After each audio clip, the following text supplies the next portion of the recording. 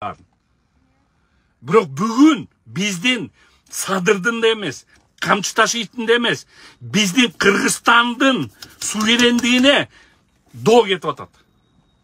Ошону түшүнүш керек да. Кабинет министров эмне болуп турасыңар? Силерге Кыргызстан керекпи же керек жокпу?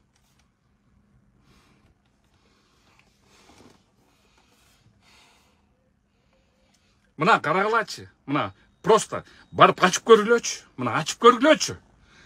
Ачып көргүлөчү, азыр течеде брифинг өтүп атат, ачып көргүлөчү деги. Карап көргүлөчү деги. Кыргызстанды жайлап атат. Кыргыз элин тим эле боктоп салбадыбы?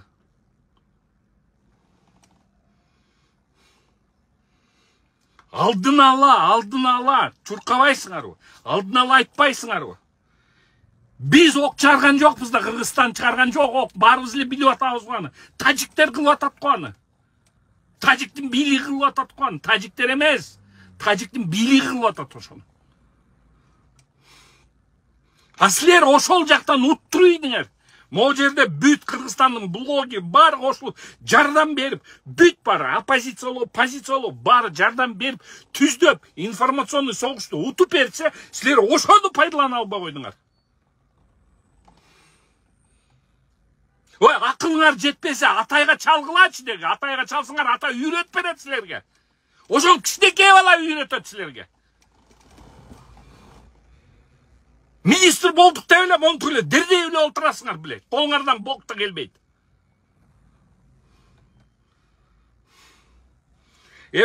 Мына Кубанычбек Шасе нефт сакташ керек, акырын давление күйүп атам, могу жерде күйүп атам, ишенесиңер, күйүп атам. Тим эле могу жер атырылып атат. Течеде өзбек калпайтып атат. Калпайтып атса ошонго өтүп күйүп атат. Уунуп калгым келип атат. Биздин тети делбелер жасабаганына жаным кашайып атат. Аза күнү унчукпай эле коюн дедим эле. Ой, брифингти кече эле мен кече силерге эртең менен жакшы эле какшандым го, какшандым го. Даже мындай көрсөтүп бердим кандай кылышты.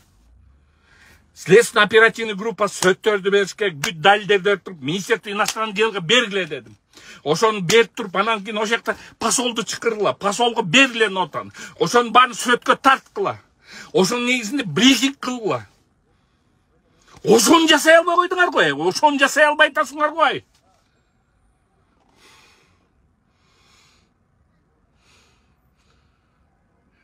Мына үчүнчү күчтөр, үчүнчү күч керек жок ошо биякта. Өзүңөр жайлап атпайсыңарбы? Үчүнчү күчсүз эле жайлап атасыңар. Эч кандай үчүнчү күч жок. Бар бүт мына Кыргызстан баары биригип алып туруп, кандай гана кылды. Биягынан да жардам берип атат. Биягынан майыппагы кыз балдар келип туруп, өзлөрүнүн үйлөрүнөн оокаттанып, чогулткан акчаларын берип атат. Кыргызстан биримдиктүү болуп туруп чыктык. А силер кабинет министров, министр иностранных дел, эмне олтурасың деги? Эмне олтурасың? Кыргызстандын аброюн түшүрүп атасың сен, министр, блядь.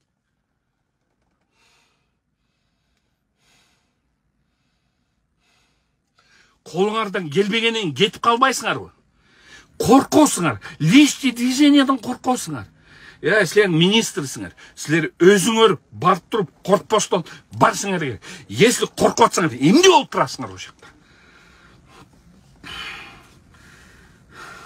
Кече эле алдын ала айткам мен, эртең менен эле айткам, момда кылгыла. Вертикаль власти, мамлекеттин ишмердилигин айтып бербедимби, эмне кылыш керек? Олтурасыңар. Мына карап көргүлөчү, дагы бир кайталайын, карап көргүлөчү деп министрдин брифингин карап көргүлөчү деги.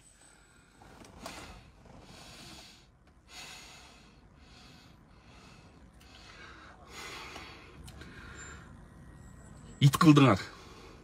Мына бүгүнкү күнү, бүгүн тажиктин бийлиги калп менен Кыргызстанды эл аралык аренада нөлгө түшүрдү. Силердин жасабаганыңар үчүн. Могу жерде жаш активист балдар, блогер балдар бүт бары чогулуп, Кыргызстандын бүт блогерлер биригип, монтур бүт барын жасап туруп силерге туура жолго чыгарып берсе, силер ошону пайдалана албай койдуңар. Ошону пайдаланып туруп, пресс-конференцияны астыга беришиң керек болчу. Астыга берип туруп, ошол астыга берип туруп, алдын ала айтыш керек болчу. Ошол эле BBC-лерди чакырыш керек болчу. Силер болсо ошону жасай албадыңар.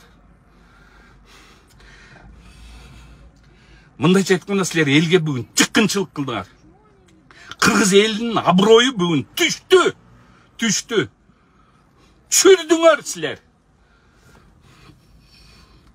Могу жерде жаным кашайып атат могу жерде. Министр иностранных дел Таджикистана бизди бок кылып салды. Бизди агрессор кылып салды. Алар биздин үйлөрүбүздү захват кылат, бизге кирет.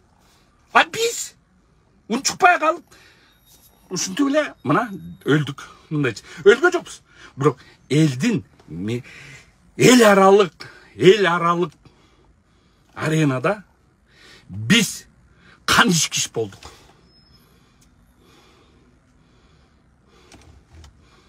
Ошону ойлонуш керек да баш менен. Могу жерде баш барбы силерде деги? Кыргыздын аброюн чүрдүңөр, Кыргыздын аброюн чүрдүңөр, акмактар.